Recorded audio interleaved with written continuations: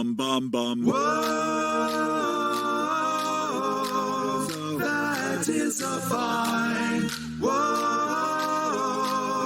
that is a wind and get somebody's name wrong.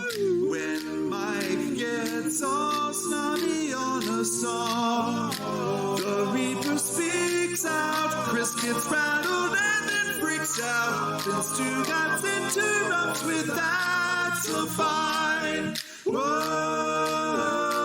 Whoa, that is a fine. Whoa, that is a sometimes Dan forgets to watch his tone. Stugotz coughs right in the microphone. When Billy's useless, when Stu blames to make excuses, then we will all remind him that's a fine. Jessica, you and Willow have identified correctly a Miami dog problem that I don't believe a lot of people are privy to. Can you share it with the audience, please? I actually thought you would get a kick out of this, Dan. So there's this, dog virus going around, I guess, but I'm not sure how concerned about it I should be because we took Willow to the vet last week, and they were like, yeah, we haven't had any cases of it, but we went to get her booster shots. But they were like, we have been overrun with dogs over the last few weeks since Thanksgiving because so many grand dogs have been given food off the table from grandmas, and she said we have a Chihuahua with a Croquetta problem. Roy, why are you shaking your head? Chris fed a joke to Stugotz, and it was. I didn't say it for a reason. Yeah. It was really. I mean, it sounds rough. See, now if Jeremy was here, Oh, that was he cute. could have said that. All dog puns are cute. But she was saying this Chihuahua has pancreatitis, no joke, from eating croquetas from its grandmother. The grandmother was giving the grand dog croquetas. Have you, were you somebody before Miami that partook in croquetas? Lucy, do you know what croquetas are? Nope. Okay. Jessica, do you want to explain it to her as one of the great Cuban delicacies? It's something that you missed out on before your time. We had this big croqueta tasting. Did I say it right that time? Because everyone makes fun of me because I just say it like a white person because that's who I am. Yes. But the first mini mas that we did after I started. Sorry, I was looking for this. Thank you. Woman. I paused for a second. I know. I was too slow to help you there. You saw my old man. You saw me adjusting my glasses. I got excited. I go, hey, wait a minute. She waited as long as she could. I know Dan. she did. She tried to help me, and I was too slow. They're a fried delicacy, and he made us all these specialty ones. Like there was a mac and cheese and a. Oh. What else was there? So good. Yeah, there's ice cream the one. mac and cheese croqueta. Oh my God. Yeah, cheese. That doesn't ham, even seem. That seems wrong. Whatever you want, really. Lucy has no idea what you're talking about. Doesn't seem terribly interested either, from what I can tell. I'm looking at pictures. Okay. Well, it's not. No, it's not. Optically, it's not She much. hasn't been to Flanagan's yet either, which is something that we also did before her time. We went to Flanny's and they hooked us up with all you can eat everything. And we sat there and just ate 1,000 rockin' rib rolls and baby back ribs and nachos. It's all and excellent. we need to go back and do that for Lucy. Great bar food. I've spent very little time in Miami since I've moved here because I've been traveling so much. This is my first weekend I'll be in Miami since August. That's crazy. And there's Which a is crazy. flood watch till Sunday. And there's a flood watch. But do you know what I'm doing, Dan? I'm renting a dog this weekend. Renting a dog? I'm renting a dog. So What? the Miami-Dade shelter has this awesome program called Paw Venture where you get to take out a shelter dog for the day and get to just have them out in the real world because I would love to have a dog, but I travel too much so I can't get one. And I saw this on TikTok and I'm so excited. So tomorrow I get to pick up my dog for the day. But then you have to bring How about it Lucy? back. I'm really sad to bring it back, but I'm hoping that other people sign up to do this on the weekdays when I'm working and I can't rent a dog so that all the dogs get to go out and have fun in Miami. It seems cruel renting a dog. It does. No.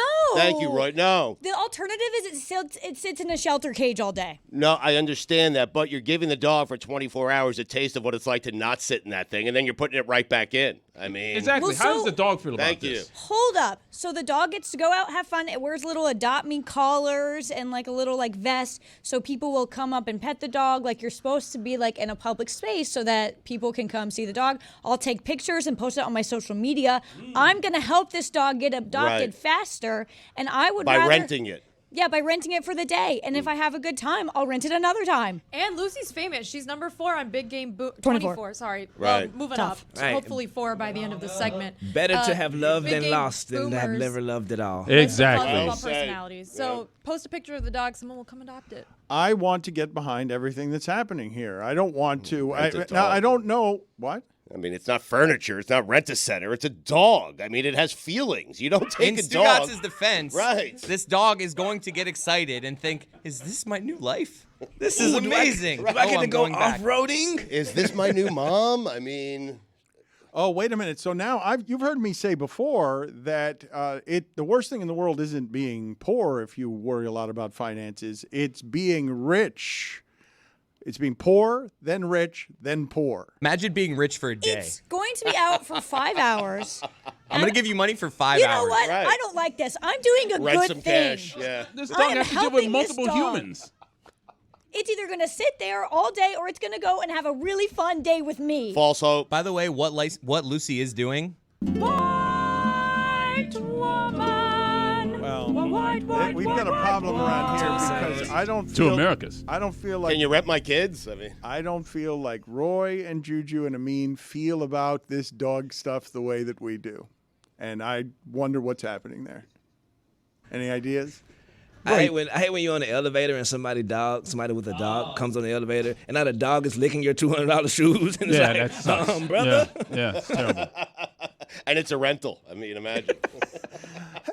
What are we going to do about this? Because I want to get behind this cause. You could do good work here, not just for the dog whose heart you're going to break. That dog is going to have to be. I'm going to find him/her a home. You're coming around, Dano. that Yeah. dog. Number 24 on Big Game Boomers list of college football personalities. So I just shouldn't help people because eventually the help expires. I shouldn't get like, oh, okay, I'm not going to donate money to a charity because they'll spend it and then they won't have it anymore. This is bad. I am helping this dog and I'm excited, and you guys are not going to take this away from me. You want to help a dog, then adopt a dog. I mean, I can't adopt a dog because what's worse is I adopt a dog and then I'm gone every single weekend and I can't take care of it. But this way. because you're, of you. Because of you. Yes, but this way, you're also going to be gone every single weekend and not with this dog. You're doing the But same it's thing. not my responsibility. So That's I'm correct. going to take this dog out. I'm going to give it a good day. I'm going to let all the people pet it. Someone will fall in love with it. Maybe a listener of the show will follow me on Instagram, see this dog and say, I think that's my dog. And then this dog will get adopted and I will miss it, but I will be so happy that it has a good home now and I know I did my part to help. You are welcome. Got his ass. That is a charitable effort that you are doing. Again, but one dog will have to be a martyr if indeed it gets the hope. Oh, this is clearly her doing good work so that I may be with someone one day who is in a cage, and then that person never shows up, and you will not have help. And my one rescuing savior will have failed, and I had that one magical day with her, but now I still live in a cage. And back when I just lived in the cage, I never dreamt of a magical savior. I knew I was going to die amid my own feces. How about you call the shelter now, Dan, and tell them I cancel my reservation because you would rather the dog sit in the shelter the whole time? No, I long want term, it's a Disappoint better that dog. decision for you. I For feel the like dog. Roy wants in on this. Yeah, I got a scenario in this situation. Let's say I rent this dog for Claire's birthday party. Oh, this is. That's not what I'm doing it Jesus. for. No, I'm just saying this is my scenario. Let my boy cook. All right, I do this, and then after the party, I have to return this dog. So now I'm disappointing Claire, who thinks I got her a new dog, and I got to disappoint this dog, Zagacki, yeah. bring this back to the shelter. Who wins I don't here? have a kid. Who wins? I don't have a child. This is my scenario. Then don't rent the dog. That you I'm just the one renting the dog. invented. How about if that same birthday party, the dog takes a chunk out of one of the kids? Now we No, have a real right. problem. Now you can't bring the Who dog do you back sue? because the dog just Do bit you someone. sue Yep. the company or do you sue loose? Okay, I won't bring the dog to a birthday party tomorrow. I won't do that. Here's an idea. Why don't we just do nothing ever? Yes. Sold.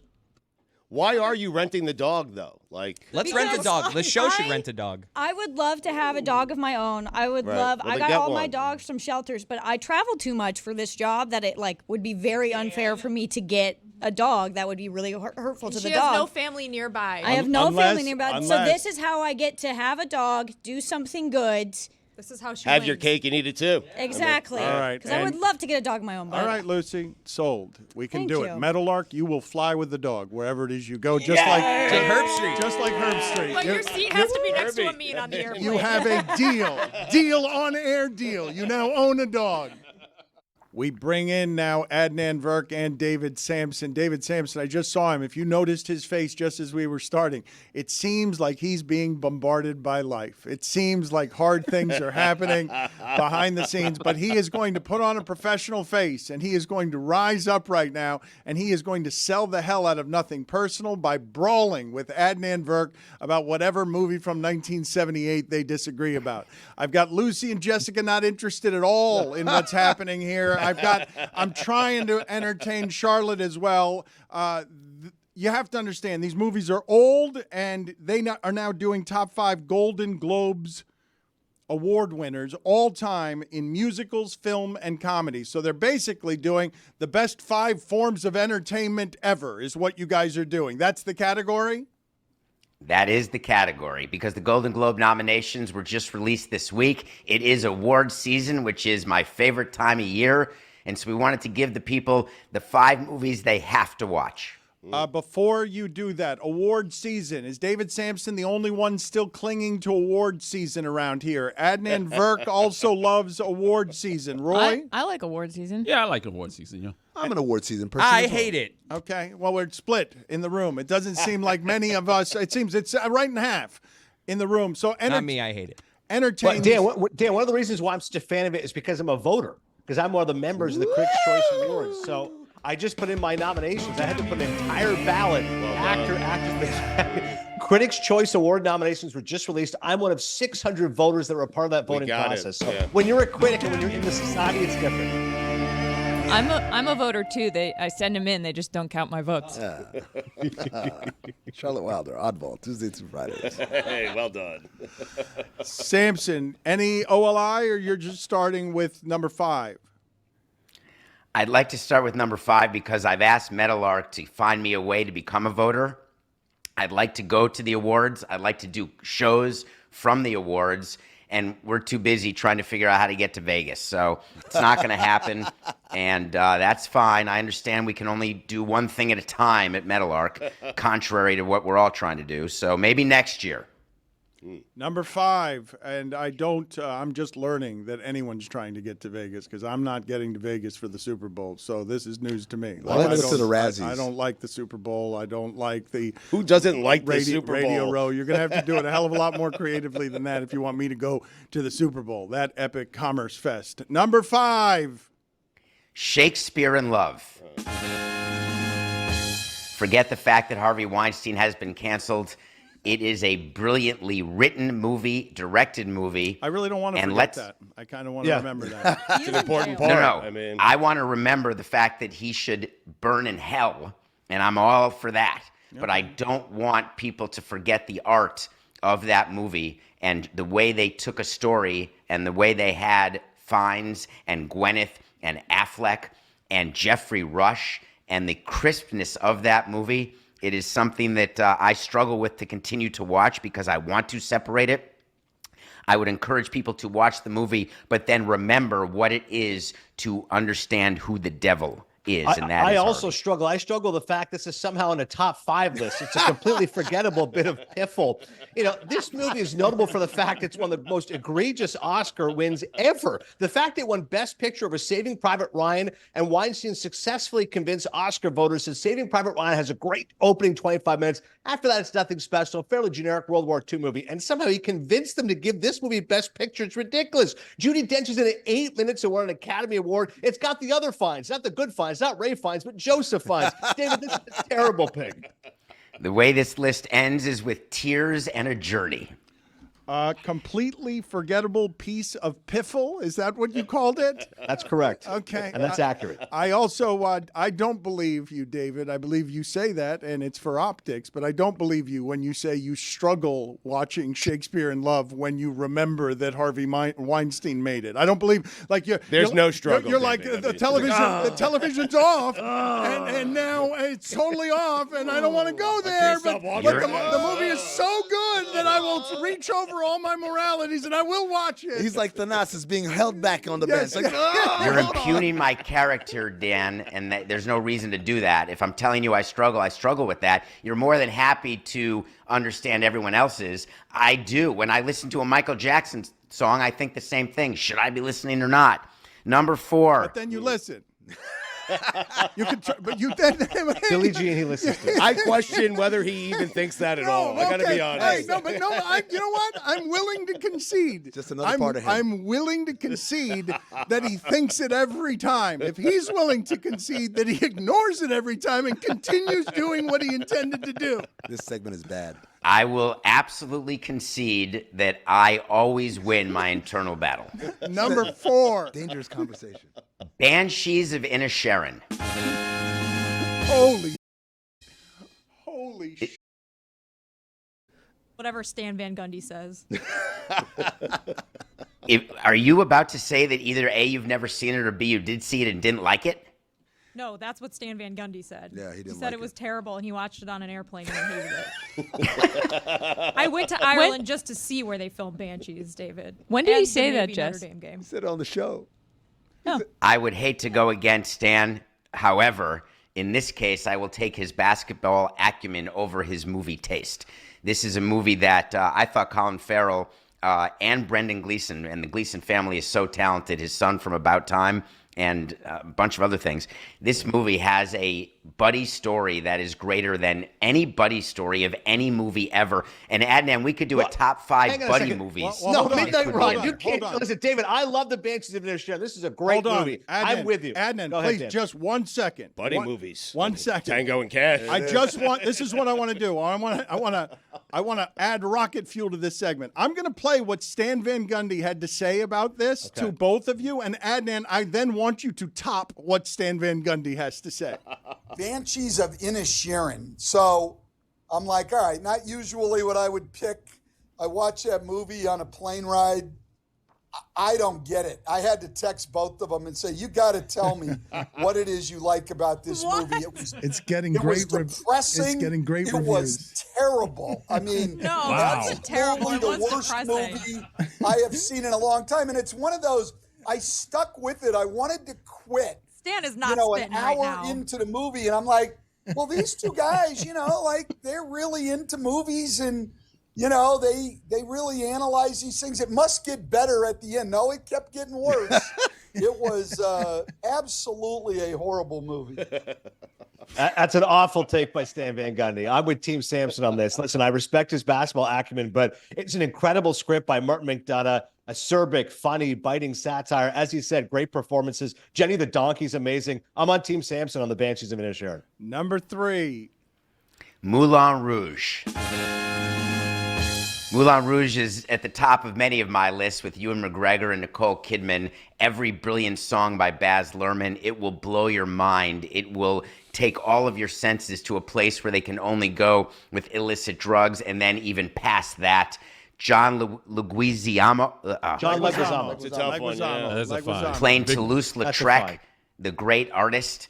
The whole movie, I've watched that so many times. And it's on Broadway. If you want to go see it on Broadway, it's quite great there, too. Samson's right. The Broadway show is terrific. It's one of my wife's favorite movies. Baz Luhrmann, amazing, particularly the first half. Do the can. I love Jim Broadbent. Great movie. Number 2. Lost in Translation. There is never a bigger love affair with the city of Tokyo or what a person goes through when they're trying to decide what to do in their life. I completely can relate to Bill Murray and what he was going through, how alone you can feel, and the desire for connection, and then finding that connection in a stranger and wondering whether it's real. It leads to the number one discussion about cheating is emotional cheating versus physical cheating. Which is worse? Which is more hurtful? Who cares? Both. Oh, goddamn. The answer is physical, by the way. David, this is a completely self-absorbed movie about navel gazing. Like I know this is one of your favorites, so this cuts deep, but this is not a movie that should be number 2 on the greatest Golden Globe Best Picture winners. Come on, man. Number 1. Okay. Almost Famous. I am dying for Adnan to say one thing bad about Almost Famous. When Cameron Crowe, number 1 soundtrack about his life, starting off as a journalist at Rolling Stone. When you look at the performance by Jason Lee, by Billy Crudup, when you look at Kate Hudson, when you look at Patrick Fugit, that movie has everything, including McDormand. And what interests me most about Almost Famous is getting inside the mind of Cameron Crowe and how he got to be the writer he is and all of the great movies he's written and where it all started. It's called Almost Famous. I'd call Almost Famous almost good. I think it's one of the more overrated movies in the last 30 years. Honestly, that's one of these movies I do not get it. Middle-aged white guys who wish they're in rock and roll bands somehow identify the Cameron Crowe's movie. I love Philip Seymour Hoffman. I'll give you him for Lester Bangs. But that movie I saw it once, and I was like Stan Van Gundy of the Banshees of Inisherin. I'm still to this day perplexed why people rave about Almost Famous. My little sister is named Kate after Kate Hudson from Almost Famous. We love that movie. Wow, how old is your little sister? This is the problem I have on my hands. Per usual, Samson has hogged most of the segment, so we don't have much time left. And I have been wanting on Cinephile to slow you down generally, but now I want to speed you up. Give me everything you've got on your top 5 movies. Everyone's going to get out of the way. Just everyone clear out. This is a solo act. Adnan, all of the information you've got. And on your top 5, 2 full minutes without any interruption from anybody here. Go. Number 5, Borat's subsequent movie film. Yeah. Not as strong as the original, but still awfully hilarious. That's nice. Borat number 5. Number 4, The Hangover. One of the best comedies of the last 25 years. It did spawn 2 sequels, were not nearly as funny, but Bradley Cooper, who knew one day he'd be starring in Maestro, hilarious, as is a scene-stealing Zach Galifianakis. Number 3, Walk the Line. Joaquin Phoenix and Reese Witherspoon make sweet music together in this biopic of Johnny Cash. Amazing work by Reese's June. They've also both won Golden Globes for actor and actress. It's a lovely film. I was just in Nashville for the winter meetings and went to the Johnny Cash Museum to pay homage. It's beautiful. Number 2, As Good as It Gets. Jack Nicholson and Helen Hunt. How do you write women so well? I think of a man. And then I take away reason and accountability. Nicholson, unbelievable playing this OCD character. He won the Academy Award. Helen Hunt, wonderful chemistry together. There's a couple of wonderfully romantic moments. Samson's a big romantic, so I know deep in his love, he loves As Good as It Gets. It's a wonderful movie from James L. Brooks. And number 1, I'm not drinking any Merlot. Sideways is number 1. Paul Giamatti and Alexander Payne. One of the best films of the last 20 years. Hysterical and heartbreaking. I know, I can see the back row couldn't care less. You should go watch the movie Alexander Payne and Giamatti and Thomas Hayden Church. I love it so much. I like that movie too, but Amin, you were offended by both of these lists. I mean, just there's some curious omissions and curious inclusions on both lists. That's all I'll say. That's all you'll say? Yeah, we don't have that much. Boy, that's really helpful, Amin. Nothing. So what you'll say is nothing. I mean, what you'll say is nothing. In his defense, he gave you nothing. There are movies on the list. There are, yes, they named movies, and all he'll say is that he doesn't have very strong opinions about anything. I have strong opinions on some of the omissions, and I have strong opinions on some of the inclusions. What shouldn't have been on None there? of which I will give you. I mean, agree with me that Almost Famous is overrated. Give me that one. I agree, but I also think Sideways is overrated. Sideways, like that. I agree. I think The Holdovers is far and away Alexander Payne's best movie. I like wine. So Agreed. Now I'm gonna watch Sideways. Let me get out of here, man. It's going to be nominated, Holdovers, Best Actor, Best Director, Best Screenplay, and Best Picture. Nothing Personal is the name of Samson's podcast. Cinephile, the name of Adnan Virks. Thank you, gentlemen. You bored the young people to tears. Thank you. It was lost in translation, I guess. I'm having some issues here with everything that happened in that last segment. At one point, the only point that I saw anyone really stirred in the other room is when Charlotte threw her arms up in the air, because As Good as It Gets with Jack Nicholson was something that made her celebrate a triumph. Let me tell you, it was a great rise and fall of Charlotte Wilder, because she heard As Good as It Gets, she started celebrating. And then Adnan read the quote, and then she's like, no, not that part. Yeah, I was like, oh, no, I was thinking something's got to give. Which is the one with Diane Keaton and Jack Nicholson? Something's got to give. That's Something's Got to Give. I like that movie. That Good one, flick. It's a good movie. as good as it gets, I don't remember. They're both hacky. Isn't that the one where Diane Keaton? Yeah, it's a and Nancy Myers. It's like the Nancy Keanu Myers Reeves. kitchen. I actually, fun fact, when I saw that, I think I was in 7th grade, made my mom go out and buy me a turtleneck and a button-down so that I could wear the button-down over the turtleneck like Diane Keaton does in Something's Gotta Give. So, Jack Nicholson exists living off the shine of a bunch of movies he made in the 70s. One Flew Over the Cuckoo's Nest, great movie. Chinatown, great movie. All The those Shining. Shining, right? And then he starts making all these other movies, Anger Management and Something's Gotta Give, movie. Bucket List. These are all crap movies. The Batman. You Departed, just skipped the 80s on that Anger one, man. Management. bad movie. Departed, bad movie. Oh, Batman. Departed. The Bad Departed? movie. Bad movie. You're going to say that with me right in this room? Yes. You're saying a Scorsese movie is bad? I don't think you can It was call overrated, You Dad. could, okay, you could say overrated. See but you- Irishman? I You smell like a rat. Irishman? I saw Killers of the Flower Moon on Saturday night. How was it? Really good. Insanely long. See, this is what I believe about Scorsese. Needs an editor. He I has don't one of the He greatest editors of all time. No, Yeah. no. I mean I like don't an know if I would editor. have edited anything out of this film. Really? Like, it was really good. So this wasn't But like it The was just a Irishman where long- like there's no. just a bunch of scenes. The Irishman, I was like, wow, this is a lot. But I think it means did talking wait- about an editor that's willing to tell Scorsese what they need to tell He's Scorsese. 81 years Right. old. He's like, Yeah. bleep all of you. I'm gonna make my movies how I want. Congratulations. I waited till it came out on Apple so I could rent it and watch it at home because I knew that at some point in the 3.5 hours, I'd probably need to use the restroom or like make myself a drink. And I was glad I did that because it was completely like, it was a great movie. I didn't want to miss anything from it. And I watched it in the comfort of my couch instead of going to the theater and just being like kind of prisoner to my seat for a while. And I didn't mind that it was that long. There's a scene It in was the like middle. watching 3.5 episodes of a TV show. There's a scene in the middle of that movie. This is not a spoiler alert. Where they're just sitting in the house and there's like they're listening to the weather outside. Go to the bathroom then. Let me just They're say in there this for right like now. 3 minutes. They're like, we just should sit here. Let me just say right now. Listen. Oppenheimer. That was only like 45 minutes in, though. Oppenheimer, thank you. Thank you, Oppenheimer, for convincing me to never go back to a movie theater again. Oh, no.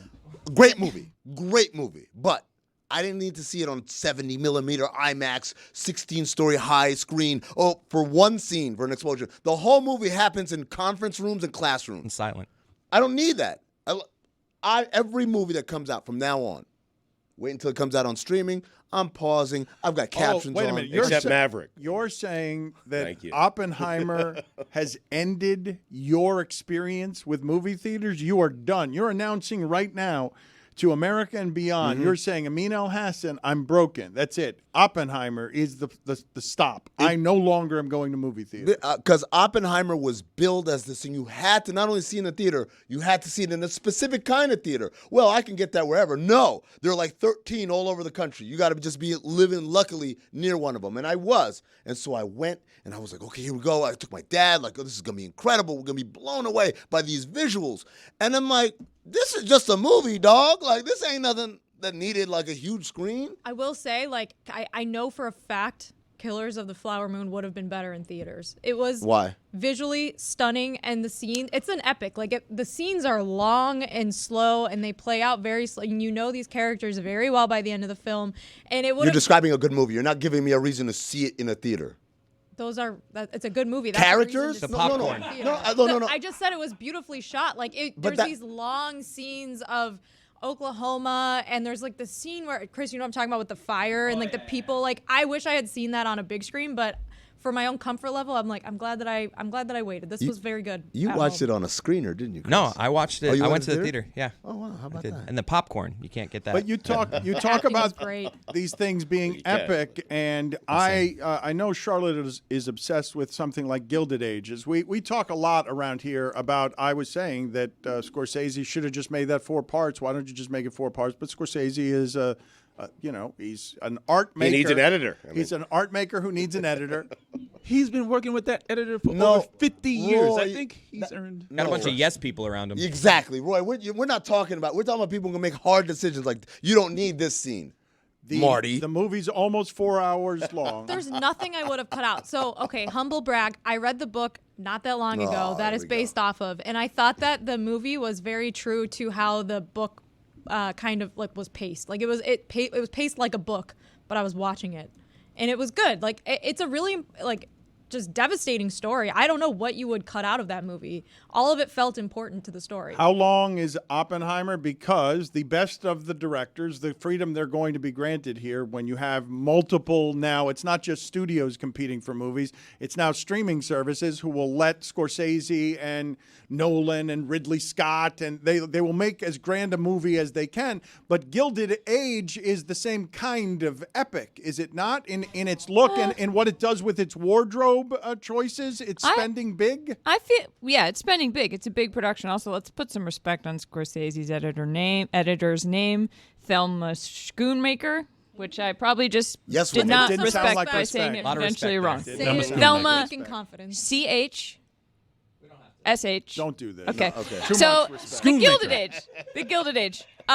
Big production, huge budget, yes, but theatrical. All these New York theater actors, and Jess and I have been talking about this because we're both obsessed, and it's campy. You know, it's like a very heightened version. It's a soap, but it's a prestige soap. Yeah, and it's beautiful. It's like, I mean, it's Downton Abbey, but like America. America, yeah.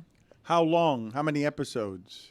There's only 9 episodes in this season. Stop it. Yes, there's 2 more left. Are you kidding me? The episode on Sunday night had a twist in it that I did not see coming. At all. At all. At all. And then I listened to the accompanying podcast, which one of my favorite podcast hosts, who hosts the Bowery Boys podcast, which is a show that I started listening to when I moved to New York City when I was like 22, and it made me fall in love with New York. He hosts the HBO like watch along podcast, and but you're not really watching it, you're just saying it. Yes, Tom Myers. Yeah, he's great.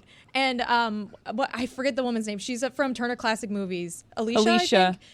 Malone. I think that's her Alicia name. Malone. They host like this watch along podcast, and they'll tell you like, okay, this is based off of like the actual Vanderbilt family, and this is where their mansion was, and this is what happened to them, and this is what Mrs. Astor did in real life, and they like put it in context, and it's so interesting because the show is ridiculous, and all this ridiculous stuff's happening, but they'll be like, hey, this part actually kind of happened in real life. Yeah, they're like, so we're gonna go to the opening of the Brooklyn Bridge, and there are all these fireworks, and they're like, did you know it was actually built by a woman? And I'm sitting there watching this, being like, Emily Roebling? Like, did she actually do it? And I'm like trying to Google, no, you just listen to that podcast the next day, and they're like, it's true. And woman built bridge. Yeah. And it's a delightful joyride, and also there are a lot of plots. We got a lot of characters. A lot it's of like characters. Downton Abbey, and also like the Sir Julian Fellowes. He made both shows. Downton Abbey is like super dramatic, like English. They live in this castle, and it's like at the turn of after the turn of the century, and they have this staff, and it's about the upstairs and the downstairs and all this stuff. And everyone that I think didn't watch Downton Abbey was like, oh, this is just some like dumb like woman. But no, Downton Abbey, they killed off characters like Game of Thrones. They would take your heart and rip it out and step on it and then take a dump on it. I have never been more devastated by something that happened in a TV show than something that happens in Downton Abbey. Season 3. There are no dragons, though, more than right? the Red Wedding? Yeah, the Red Wedding actually is what made me stop watching Game of Thrones. I was like, screw this. I hate this. All my characters are getting killed. I'm out. But no dragons? Nowhere are dragons to be found? No, but there's the Titanic is involved. I want to ask all of you this because I'm not sure. Dragon of the Sea. I like how it is. I do like how Charlotte and Jess are talking about consuming some obsessions that you then want more information from a community that cares about it the way you do to sort of walk you through and re-enjoy the episode you just saw. So you're getting bonus content. I don't know when this started in podcasting. I don't know where the origination of it is, but the podcast industry is filled with very popular podcasts that support very popular shows. That recap shows. Well, it's not just recapping it, though. It is a community of people who care about something the way that you do. There's a real lane for business here in bonus content, and I'm wondering how much of that you guys are doing, because I suspect that our crew of Billy's and Mike's and Chris's and Roy's and Stugotz's, that they're not doing any of that. I don't believe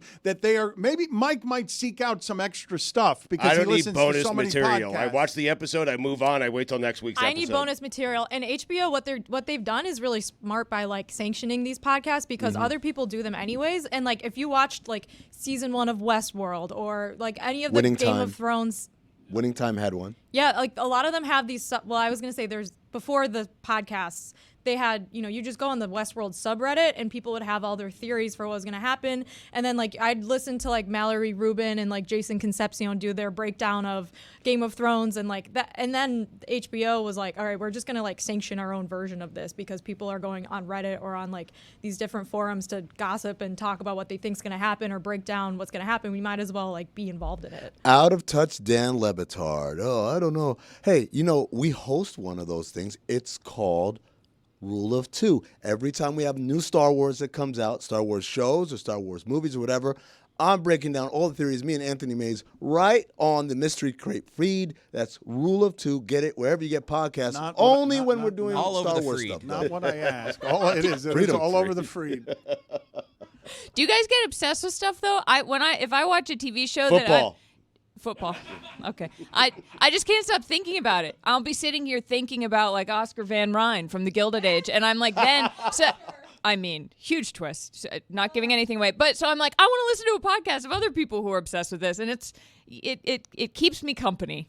To answer your question, I want to say the first show that did this was Walking Dead. They'd have Talking Dead afterward. Ooh, Breaking Bad too would have a bunch of those AMC was fan really things. big on that. Mm-hmm. It is a real interesting stream to go and just gather where people are gathered and give them more of the thing they already love. It's if you're fishing for business in the podcast industry, it's a good space. Someone should start a Reddit for our show.